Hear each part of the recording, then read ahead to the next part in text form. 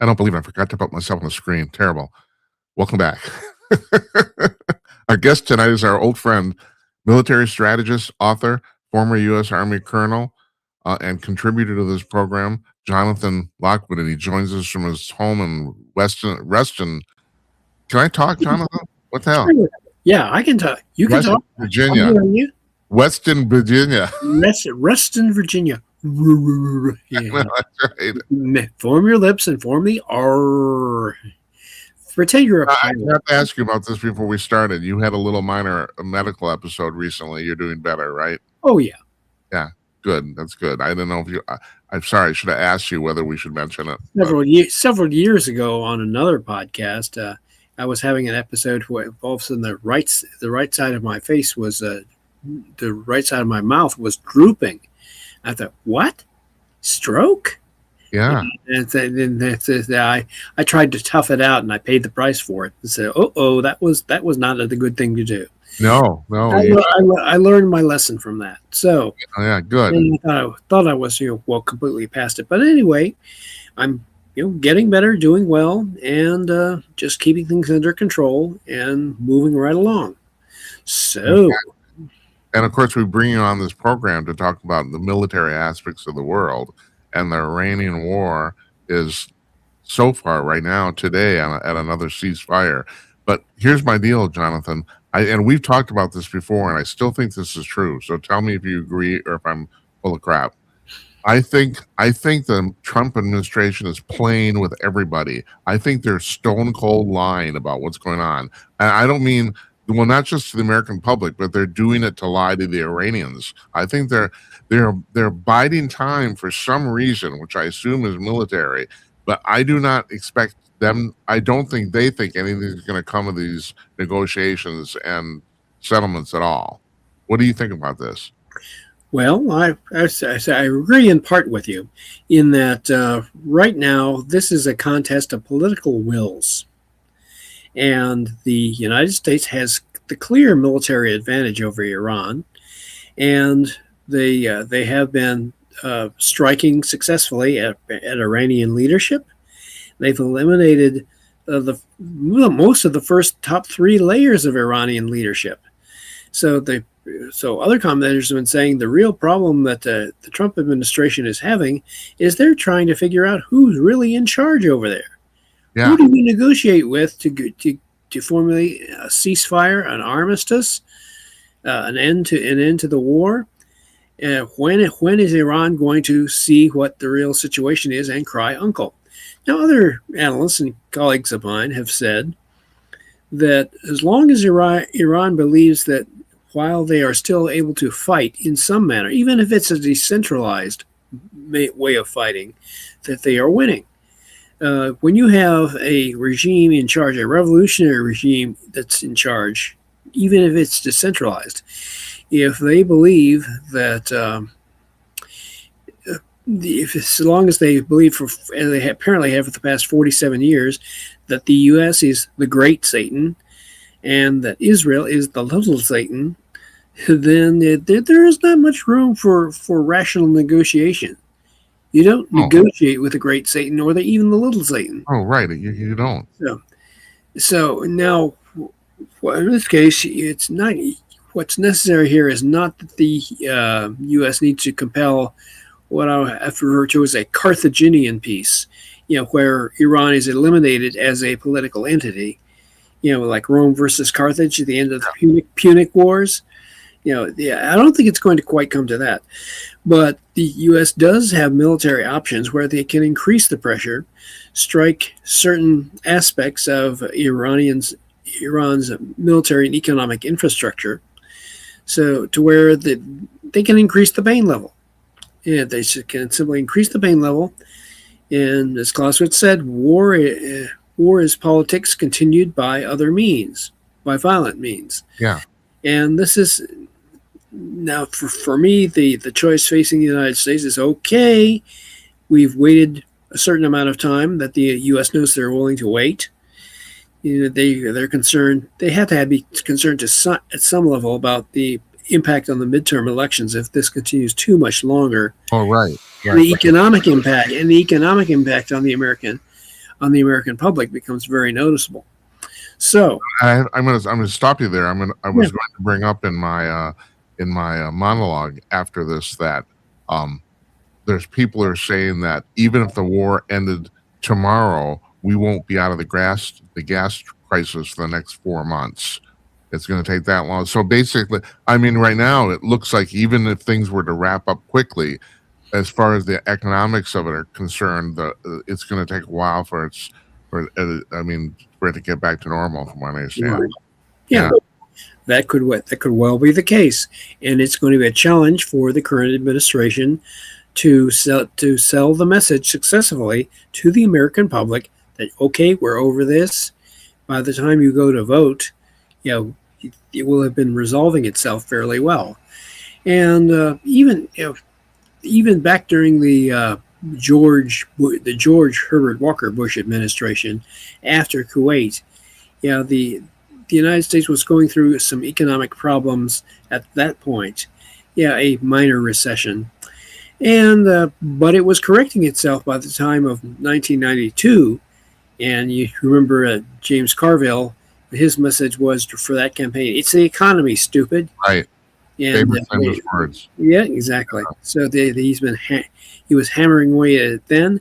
Even in the Bush administration, Bush senior administration, could have at that time done a better job of selling their political position and economic position, and not simply take it for granted that, oh, we won the war in Kuwait, and rely on that to carry them through the election.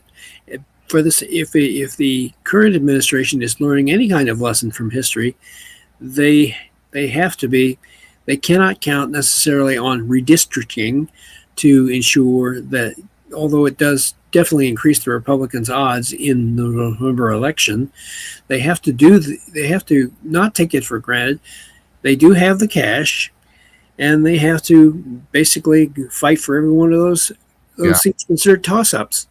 It's going to be tough though, because it's like people do vote on their pocketbooks, But you're talking about Bush, like you said. Okay, they won the war. The public doesn't really care. The public only cares how much their electrical bill is, So, and that is what the Trump administration is very much aware of. Yeah, they are. But I have to ask you before you go on. So, okay, you were talking about the American public, but I don't know if you've been reading this. The Iranian public is really pissed off at the Americans because they assumed this whole thing was going to be done to set them up so that they could revolt. And now they're starting to think that's not going to happen. And they're really, really mad. Now, the interesting thing is Rubio said this the other day. I think he said this during the testimony at the Senate about the fact that he said, or somebody was about he said something to the effect that just because we negotiate even successfully with the Iranians doesn't mean they're going to be around forever. They could be taken out by either the Israelis or the U.S. Yeah, that's right. I mean, well, sorry, we just destroyed the people you're negotiating with. So, oops, sorry about that. Yeah, right. I know, and I thought, well, that's conniving. Well, Reagan, you remember President Reagan was getting rather frustrated during his first term when, you had Brezhnev died, then Andropov took his place, then he died and then Chernenko came on, and he died after a short period of time. It wasn't until at the beginning of his second term, 1985, that Gorbachev finally someone who's young enough that I can count on his lasting through my second term. Yeah, to negotiate with it. So he was frustrated about that. So there's been a lot of talk in the press too. All of a sudden, Mr. Trump has done at least publicly, a complete 180 on the current supreme leader of Iran, who apparently doesn't have any legs because they were blown off. And not that I care, but might be gay. But Mr. Trump always brings that up. So so the thing is, you can't fault him for not having a sense of humor, however strange it may seem. Yeah, I know. That's right. Exactly. But people are saying all of a sudden he's talking nice about this guy. First of all, we don't even know if this guy's communicating. I mean, it does appear that he's alive. it does. But we don't even know if he's actually officially communicating with anybody. And so, like you said, it's like they don't really know who to negotiate with. And so, I mean, I don't know. I think Well, that they're trying to, go I ahead. saw in another cast that in order to get the message to the guy with his legs blown off, they have they have to use couriers. They cannot. They are afraid to approach him directly to bear messages because they're afraid that the Israelis will simply follow the route to where they're going and take him out for good by simply launching a Yeah, strike. And so they had to do it for a very slow method by courier, hand carrying messages through a specific route, and then and then when he wants to communicate back, he has to use those same couriers right. to get that message back. So it greatly slows down, assuming he's engaged enough to want to participate. It greatly slows down his communications, almost to the level of trying to communicate between here and Mars, Yeah, assuming we had a base. I would say like Voyager 1. That's a 24-hour trip at the speed of light right now. So but the other thing is, and you touched on this, is that supposedly they don't even want to get together for a meeting in Iran because they're afraid they'll all get killed at once. Now, and I didn't know this, maybe you did, that when the initial bombing, when they killed the previous supreme leader and all those other guys, that was the first meeting they had in person. They had been avoiding it because they would want it for safety reasons, and they actually thought, well, we're safe enough to do this, so they were wrong. Oh, you're showing your faces now. Great. Yeah, Boom. yeah, you have to give it to the intelligence man. That's really amazing. I mean, Yeah. we during the Iraq War, we didn't know where Saddam Hussein or the weapons of mass destruction were that didn't exist, and now we seem to know everything. It's really amazing. Well, the level of our military technology has been improving and increasing at a very impressive rate. Yeah. So, man, back Saddam Hussein, back in the first Persian Gulf War, he was concerned. He had just two questions for his intelligence people. One, are they going to kill me? Two, are they going to cross the Euphrates River, signaling an invasion of Iraq proper? Uh-huh. And when the answer came back to him, that the answer to both questions was no, they're not going to kill you, and no, they're not going to cross the Euphrates, he smiled and said, then I win. Okay. Yeah, I Well, win. I continue to survive at least for a while. Yeah. Well, they found him in a hole, so I don't know if that's winning, but it's that was the second Iraq War. Yeah. So what's going on in Ukraine right now? Because like I've said before we even started here, there's virtually no news about the Ukrainian war at the present time. I understand like a few days ago, I think the Russians bombed something in Kiev or something like that. That's about the closest thing I found. I mean, you can't even go looking for it and you can't find news about what's going on. Well, that is because the situation, the war in Ukraine is no longer, at least from the perspective of news media, is no longer in doubt to them. They say, oh my goodness, Ukraine has successfully turned the tables and have been taking back territory. And what I had been contending on that show for several years is that the decisive arena in that war is Crimea. If the Ukrainians can neutralize and isolate, cut off Crimea from Russian reinforcement and logistics, then the Russian occupiers of Crimea will be helpless. They have been working on whittling away their air defense, and once they have them successfully isolated and vulnerable to invasion, then Ukraine will take whatever strategic reserve they have for that purpose, and they will employ it by cutting off Crimea once and for all, then invading Crimea and forcing the Russian occupiers to surrender. Now, if the Russian occupiers once they're forced to surrender and evacuate Crimea, well, that is a decisive operational defeat that Russia cannot explain away no matter what it does. They can't say, "Oh, we meant to, that we meant to execute that strategic retreat because we've accomplished the objectives of our special military operation." No, Yeah. they won't be able to say that. And you've been saying for quite a while that there's a good possibility that they would actually just declare victory and go home. Exactly. Yeah. And so I have to credit you too. You've been pretty stalwart about this, and it took me a while to come around, but finally, like you said, the mainstream world press seems to finally get the impression that the Ukrainians are winning, which is Yeah. which is after 4 years and one of the biggest, fighting supposedly a superpower is actually amazing. It really is. It's incredible. It is. But you've been saying it for quite a while. You said that forgive me, I don't think I'm putting words in your mouth. You said that the Ukrainians have no choice but to win, and they are actually winning. And now finally it seems And like the world is agreeing. President Trump about a year ago was saying to Zelensky, "You don't have any cards." In the White House, "You don't have any cards." And Zelensky, no doubt, was thinking, "Oh, yes, I do. Wait till you see me play them." And they launched counteroffensives, and then eventually they were inflicting greater and greater casualties on the Russian forces. And now they have the momentum. The Russians have long since passed what Clausewitz would refer to as the culminating point of the offensive.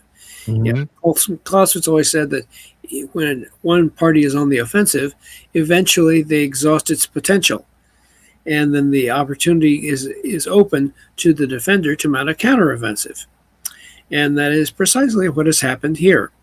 So, right now, the reason it's not so visible is it's not exciting. The Russians are not making decisive advances the way Putin said they would eventually do. They have installed the Donbass. They cannot get past the Ukrainians, and the Ukrainians have been able to using their drone technology to gain a decisive advantage and to be able to advance and make gains in driving back the Russians. The Russians, that is now have been said, has lost more territory this year than they gained. Yeah. Well, yeah, that's a good measure right there. So, and Zelensky is getting a great deal more respect. So, and there is the prospect, immediate following the end of this war, which presumably will be now in favor of Ukraine, attaining a meaningful, at least an armistice. Yeah, you have a situation versus North Korea versus South Korea. I think it will be somewhat better than that, because the Russians are like a boxer who has exhausted himself punching away at his opponent, and his opponent is not only successfully draining his opponent's strength, but he isn't able to really decisively do anything. He is engaging in missile attacks. They are now terror attacks, trying to somehow break the will of the Ukrainian people. That's not happening. Yeah. If the Russians had studied history that well, they would have realized that during World War II, when the Red Army came back through Ukraine, there was General Vlasov's Army of the Damned. He not only fought the Nazis, but he also fought the advancing Soviets. They fought both sides in that war. And the Ukrainian forces were not fully subdued, even after it was not well known at the West at that time. They were not fully subdued until about 1954. And I've been talking to my other when I was talking to my other colleagues on that show, he said, no, some sort of resistance continued well after 1954. And Khrushchev had, for some unaccountable reason, given Ukraine the Crimea. And it took that operation back in 2014. Go ahead. You should mention this, that I heard, and I think I read this in a British paper a couple weeks ago about the fact that they were also saying that European military observers were thinking that Putin might actually just declare a victory and come home. The other thing I have to ask you, though, because this has been rumored for so long, it's hard to take serious now, about Putin's health. I mean, people say it's really degrading rapidly, and supposedly, and of course, this is all from the press. And what does the press know? I mean, I've been doing this long enough to know they don't know shit. He's much more paranoid about being done in internally, both physically and politically, than he is from an external source. and apparently there are people already lined up ready to take over, and the first thing they want to do is kill the Ukrainian war, get it done. So I mean, have you heard any of this? I haven't been following those rumors very closely at all, but well, a lot of it makes sense. Yeah, they. Although I would caution that I have cautioned in another forum, said be careful what you wish for. Yeah, In that, there was a novel entitled "Fox on the Rhine," which just that postulated, what if Adolf Hitler had been assassinated in 1944, but his replacement was even worse? Yeah. Well, they've probably been Himmler, right? Exactly. And Himmler was completely evil. That's right. He wasn't nuts. Yeah. And so he did some things which put the end of the war much more in doubt. It's hard to believe, isn't it? That the people, I don't think the public realizes is that there were people in the Nazi regime actually more evil than Hitler was. That's hard to do. I know it is, but still it's true, you know? I mean, well, it's even stranger when you think that Joseph Stalin was, when he was caught unprepared by Operation Barbarossa, he had thought that the one person that he could really trust was Adolf Hitler. Well, that proved to be a disappointment. Yeah. So, hey, you know, it's funny you should mention that. Because I was reading about Stalin just the other day. So, I mean, he's generally considered to be an evil bastard, but there's a lot of people said, well, I mean, you could make this argument about Hitler too, about that he did some really positive things for Russia. You know, so it's like people say, he about propping up the economy. I mean, the same thing people said the same about Hitler. I mean, I've heard this thing which I thought was very compelling. If Hitler had died in 1939, hypothetically, he would have gone down as one of the greatest statesmen who ever lived in world history. I mean, he took the Germans from basically rubble to prosperity in like 15, 20 years. You know, I mean, it was really amazing. But then he decided to kill a bunch of Jews, and and the whole thing goes to hell. You know. Yep. And really, there's not anything really to say that Joseph Stalin might have eventually declared war on Germany during World War II.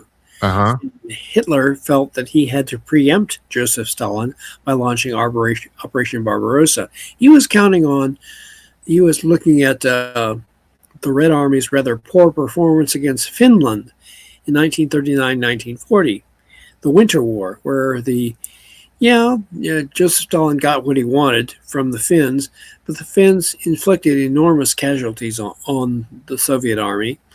And this is something that they've had to, this convinced Hitler that the Soviet Union was really a house of cards, that all we have to do is invade them decisively and they would collapse. Yeah. Well, funny, that brings us to the present day, because that's kind of what's going on right now, isn't it? I mean, you brought up, and I've mentioned this to a lot of military people who've been on the show since you mentioned it. They all agree with you about the fact that, that the Russian army is still using donkeys. Yeah. Well, historically, the Russians have never been very good at logistics, science of supply, and they were using donkeys, they're horse-drawn wagons, and so were the Germans for a lot of that. They were about 10% motorized when they invaded the Soviet Union in 1941. But the army that's the best in the world at logistics during World War II, as well as now, even more so now, is the American Army.